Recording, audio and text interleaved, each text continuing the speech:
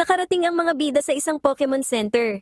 Inalaya ni Brock si Nurse Joy ng mga rosas bilang bahagi ng kanyang nakasanayang pagdiskarte. Lumabas ang Skitty mula sa kanyang Pokeball at nilaro ang sarili nitong buntot. Biglang dumating ang isang batang lalaki na kamukhang-kamukha ni Max. Gumamit si May ng isang laruan, pero dahil sa mabalahibong parte nito ay napabahing siya at nabitawan ng laruan, kaya kinuha ito ni Max para pakalmahin ang Skitty. Ang batang lalaki na kamukha ni Max pero mas matangkad ay nag-utos sa lahat na tumahimik, kaya humingi ng paumanhin ang mga bida. Sinabi ng bata na hindi nila dapat gawin ang kahit anong gusto nila. Pinalaga ni Max ang bata na tinawag siyang bastos at inutusan na lumabas ng center. Pinakalma ni Nurse Joy ang dalawang panig at tinawag na Max ang matangkad na bata. Nagtanong si Max kung paano nalaman ni Nurse Joy ang kanyang pangalan, kaya ipinaliwanag ni Nurse Joy na Max din ang pangalan ng bata. Inutusan ng matangkad na Max si Max na palitan niya ang kanyang pangalan, pero nanindigan si Max na ang matangkad na Max ang dapat magpalit ng pangalan. Nag-away ang dalawa hanggang sa pinaghiwalay sila ni Nurse Joy, at umalis ang matangkad na Max. Sinabi ni Nurse Joy kay Max na pagpasensyahan na lamang niya ang matangkad na Max, dahil katulad niya ay mahilig din ito sa Pokemon at madalas itong pumunta roon para makipaglaro sa mga Pokemon. Nangako si Brock kay Nurse Joy na pagbabatiin niya ang dalawa, pero ayaw ni Max na maging kaibigan ng kanyang kapangalan. Samantala, tanghaling tapat na nang magising ang Team Rocket dahil sa isang alarm clock. Tinanong ni Jessie si James kung bakit kailangan pa nitong mag-set ng clock at ipinaliwanag ni James na kailangan nila ng daily routine para hindi masayang ang kanilang buhay. Determinado si James na mahuli si Pikachu para matapos na ang kanilang gutom at kawalan ng pag-unlad. Nagdesisyong maghanap ng tanghalian sina Jessie at Meowth, kaya naiwan si James para itupi ang kanilang mga sleeping bag. Galit pa rin si Max dahil meron siyang kaparehong pangalan, pero sinabihan siya ni May na kalimutan na ang gulo. Biglang nakakita sila ng isang Surskit na nagpapadulas sa tubig. Nakita rin ito ng matangkad na Max at nilapitan ito para makipaglaro. Hinila ni May si Max para lumapit din sa Surskit. Noong una ay ayaw ni Max, pero dahil gusto niyang makita ang Surskit ay pumayag din siya. Nagalit muli ang matangkad na Max nang makita si Max at gusto itong paalisin, pero nanatili si Max. Sinabi ni May na paborito ng matangkad na Max ang Surskit. Noong susubukan sanang hawakan ni Max ang Surskit, itinulak ng matangkad na Max ang kanyang kamay. Dumating sina Ash at Brock at sinabing nakakatawang tignan na nag-aaway pa rin sila. Pinanood sila ng Team Rocket at naisip ni Meowth na hulihin ang Surskit para ibigay sa kanyang boss para sumaya ito. Dahil dito, nagpa siya rin sina Jessie at James na hulihin ang Surskit. Para tumigil ang away, iminungkahi ni Brock na ilabas ang lahat ng kanilang Pokemon para makipaglaro. Inilabas ni Ash sina Trico at Tailo, kay Brock naman ay sina Lotad at Fortress, at kay May ay sina Skitty, Torchic, at Beautifly. Namangha ang matangkad na Max sa dami ng Pokemon. Sinabi ni Max na balang araw ay magkakaroon din siya ng sariling Pokemon at magiging isang gym leader, na ikinatuwa naman ang kanyang kapangalan. Ipinakilala ni May ang Skitty kina Trico at Pikachu, pero bigla nitong hinabol ang sariling buntot at nakatulog sa sobrang pagod. Nakita ng Team Rocket si May kasama ang Skitty na ikinadismaya ni Jessie, pero tumalon pa rin sila mula sa damuhan para nakawin ang Surskit. Gumamit ang Team Rocket ng football-style moves para makaiwas sa mga bida at makalapit sa Surskit. Gumamit si Pikachu ng Thunderbolt pero gumamit si Meowth ng payong para harangin ang atake. Kukunin na sana nila ang Surskit nang biglang paglaruan ng Skitty ang buhok ni Jessie. Dahil nagulo ang kanyang buhok, nagpanik si Jessie at tumakbo palayo kasama sina James at Meowth.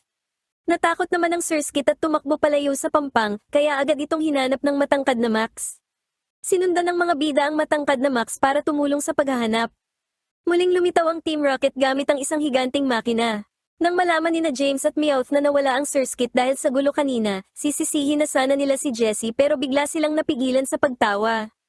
Tumayo si Jessie at nakitang parang walis na ang dulo ng kanyang buhok. Nagtawanan ng lahat, pati sila James at Meowth, kaya nagalit si Jessie at inatake ang mga bida gamit ang martilyo ng makina. Dahil sa lakas ng hampas ni Jessie, tumilapon ang mga bida. Bumagsak sina Max at May sa isang puno kasama ang matangkad na Max, na nagsabing kabisado niya ang kagubatan. Inamin ng matangkad na Max na hindi sana ito mangyayari kung naglalakbay na siya kasama ang Surskit.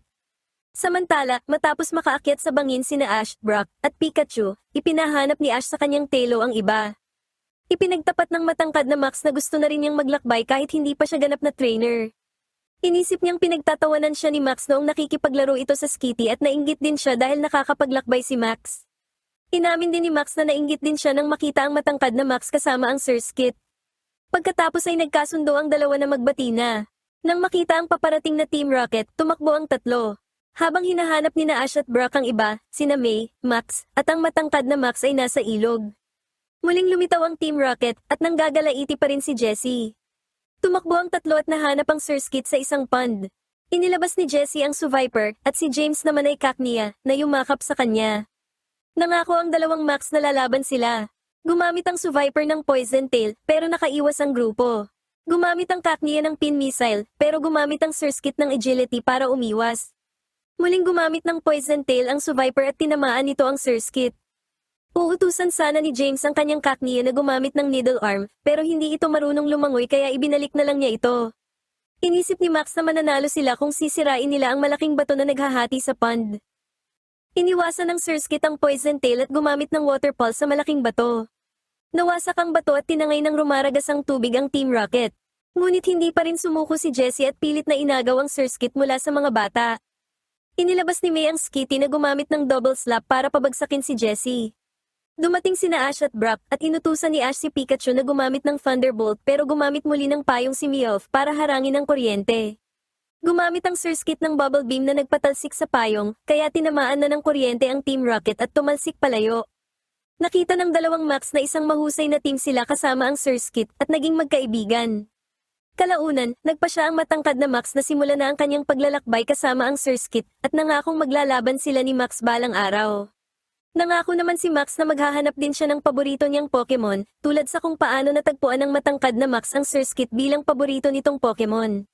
Nagpaalam na ang mga bida kay Nurse Joy at sa matangkad na Max. Nakarating ang mga bida sa Fallarbor Town. Nakita na agad ni Max ang contest hall, kung saan umaasa si May na makuha ang kanyang unang ribbon.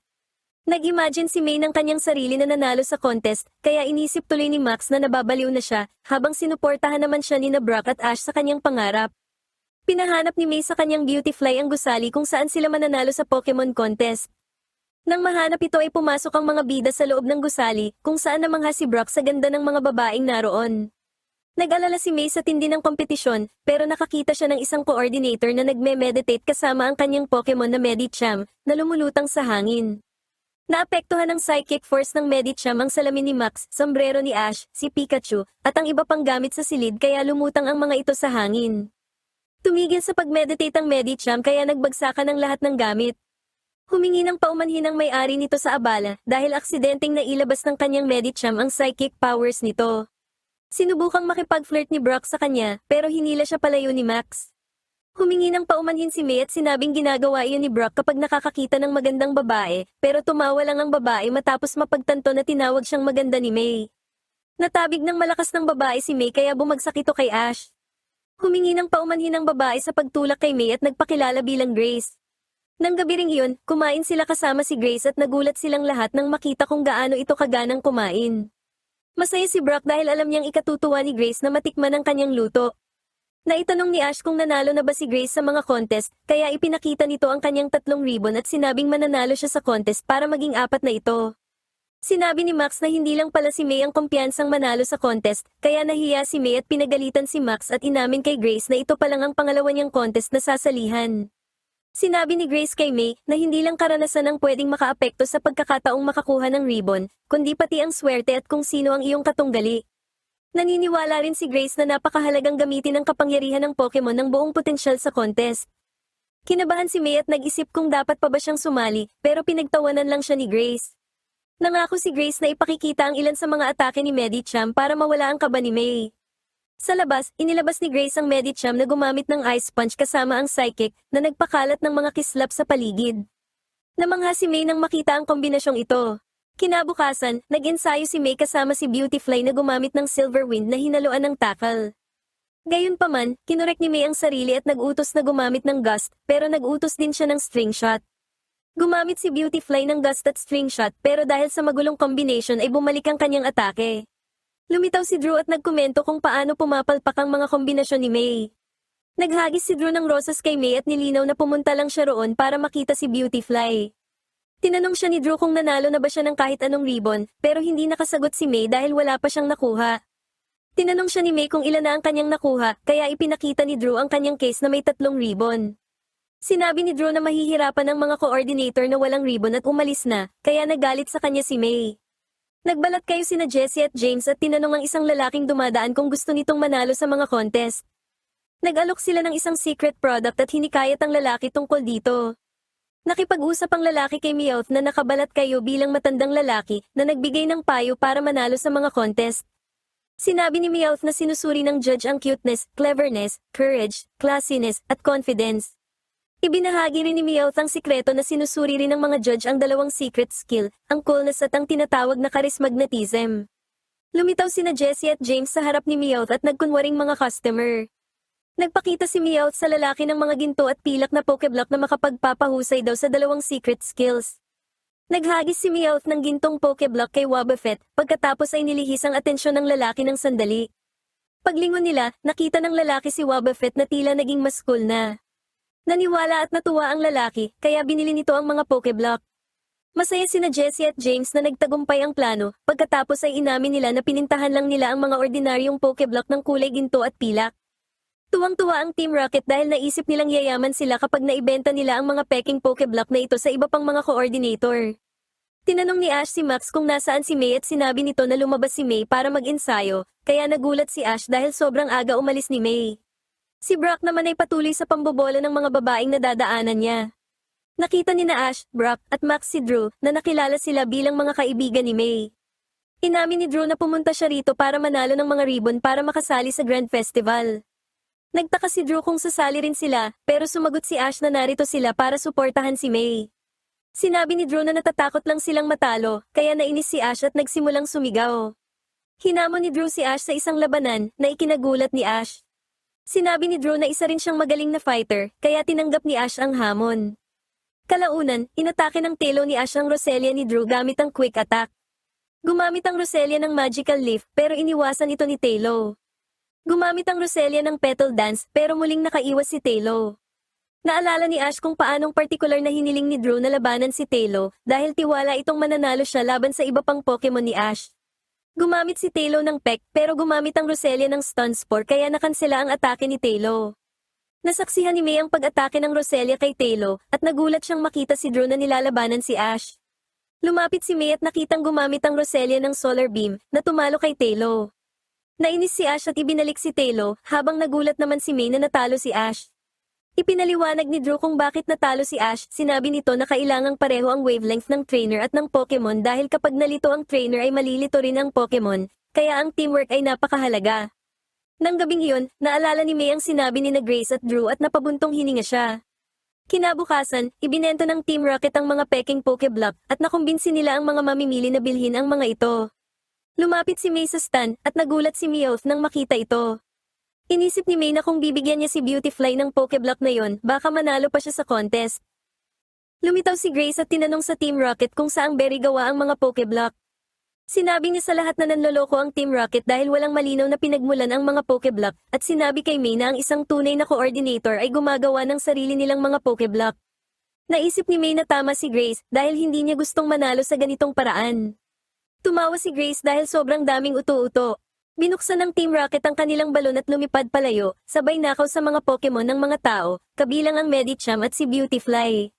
Gumamit ang Medicham ng Psychic para palayain ang kanyang sarili at ang iba pang Pokemon. Gumamit si Beautifly ng String Shot para pigilan ang balon. Inilabas ni James ang Cacnea na gumamit ng Pin Missile para mapalaya ang balon. Inilabas din ni Jessie ang Suviper at gumamit ng Poison Tail, pero gumamit ang Medicham ng High Jump Kick para talunin ang Suviper. Gumamit ang Cacnea ng Pin Missile, pero tinakal ito ni Beautifly. Gumamit ang Medicham ng Ice Punch na nagpatalsik kina Suviper at Cacnea, at sa buong Team Rocket. Pinuri ni Grace si May, kahit naniniwala si May na si Grace ang gumawa ng lahat ng trabaho. Tumawa si Grace at sinabing dapat bigyan din ni May ng papuri ang kanyang sarili kahit papano.